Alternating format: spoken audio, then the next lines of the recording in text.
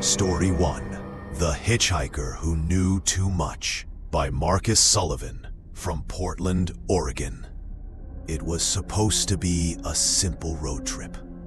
My friend Jake and I had been planning this drive through the back roads of Oregon for months. We wanted to avoid the interstate, see the real America.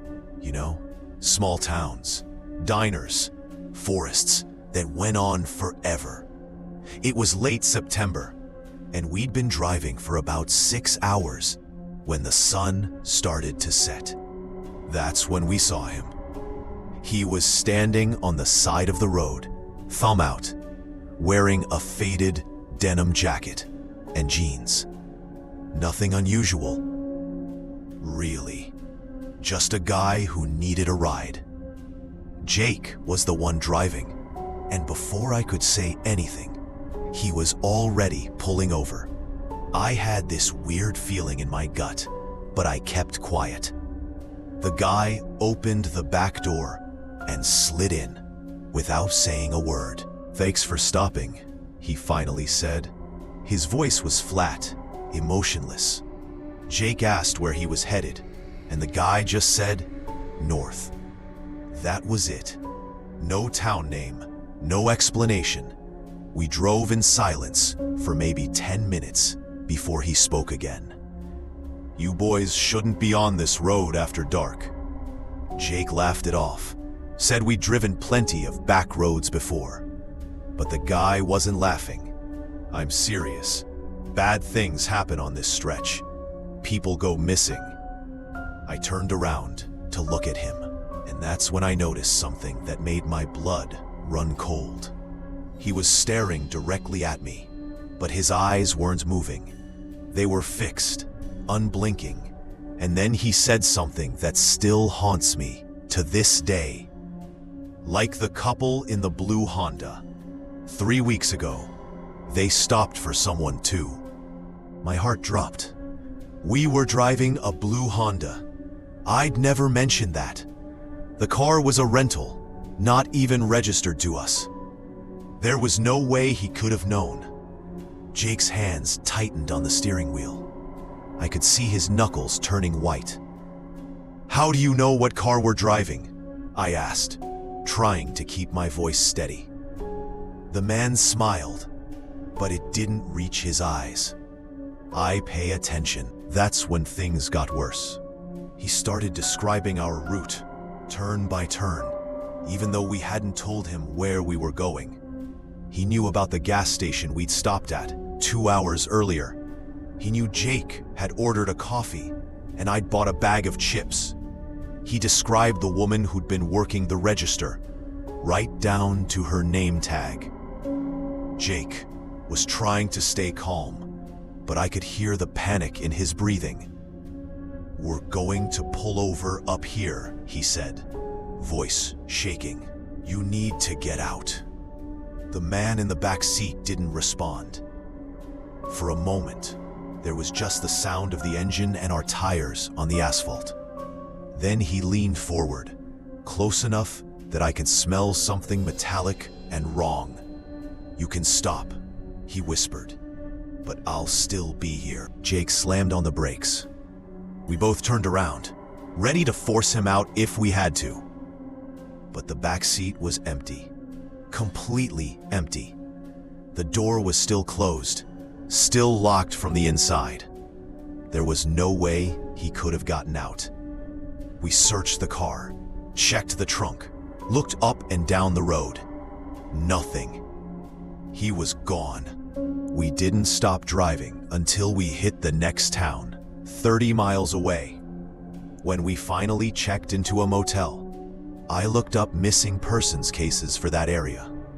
Sure enough, 3 weeks earlier, a couple in a blue Honda had disappeared on that same stretch of road. They were found a week later, abandoned car on the shoulder, doors locked, no sign of struggle. They were never seen again. To this day, I don't know who or what we picked up on that road, but I'll never pick up a hitchhiker again. And I'll never forget what he said. I'll still be here. Story 2, The Rest Stop That Wasn't There, by Rebecca Thornton, from Boston, Massachusetts. I've always been a night driver. Something about the empty roads, the solitude, helps me think. So, when I decided to drive from Boston to Chicago for a job interview, I didn't think twice about leaving at midnight.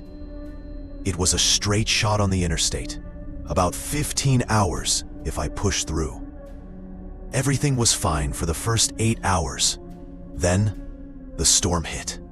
It came out of nowhere, one of those late spring storms that turn the highway into a river. My windshield wipers could barely keep up, and visibility dropped to almost nothing.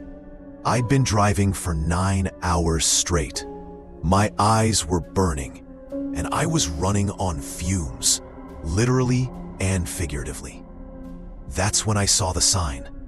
Rest area, 1 mile. Thank God, I thought. I could pull over, close my eyes for 20 minutes, wait out the worst of the storm. The rest stop appeared through the rain like a ghost. It was small, just a brick building with a couple of bathrooms and some vending machines, I assumed. The parking lot was completely empty, which seemed odd even for 4 in the morning. But I was too tired to care. I pulled in, turned off the engine, and just sat there for a minute, listening to the rain hammer on the roof. That's when I noticed the lights. They were on inside the building, but they were flickering like something out of a horror movie. And there was something else. The place looked old, really old, not just weathered, but wrong somehow. The architecture was outdated, the paint was peeling, and there were no modern fixtures anywhere.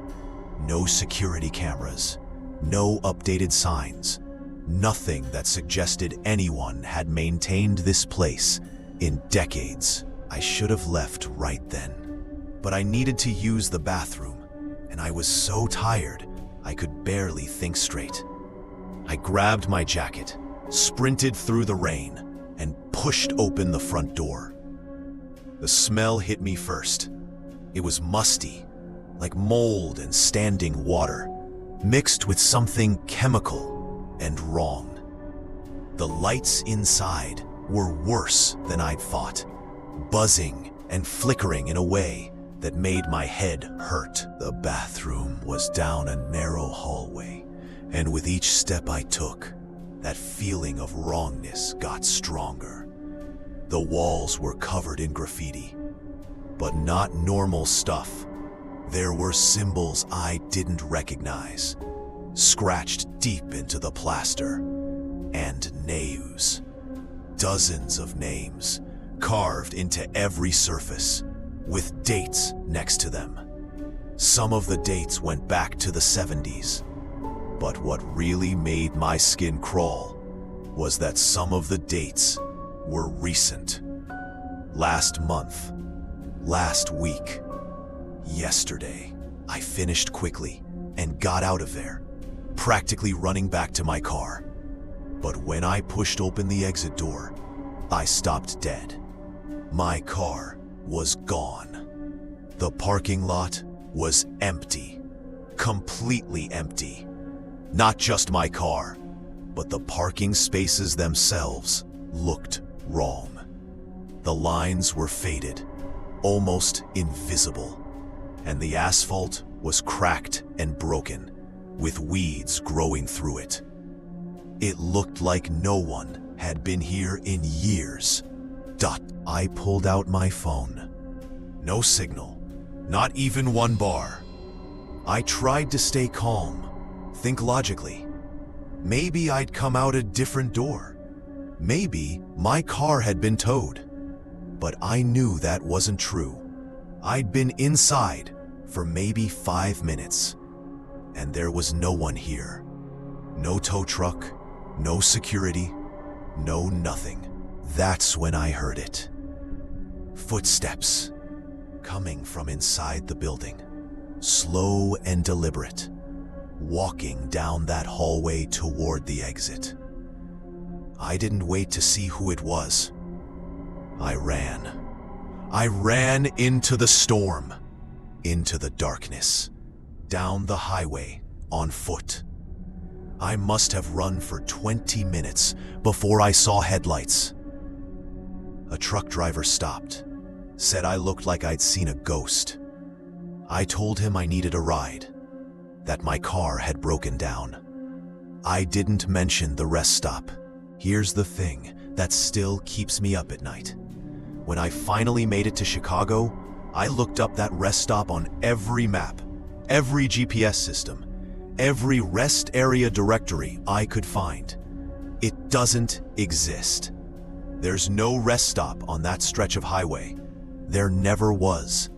The state transportation website confirmed it. The closest rest area is 40 miles in either direction.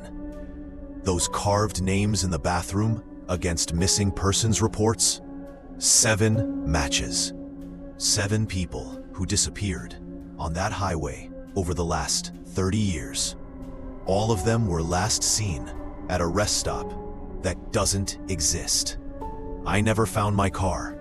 Insurance called it stolen. But I know better. Whatever that place was, it's still out there, still waiting, still collecting names. Which story scared you the most? Was it the hitchhiker who knew too much, or the rest stop that shouldn't exist? Comment below and subscribe for more terrifying true stories. Until next time, stay safe out there, and always trust your instincts. You never know what's waiting on the road ahead.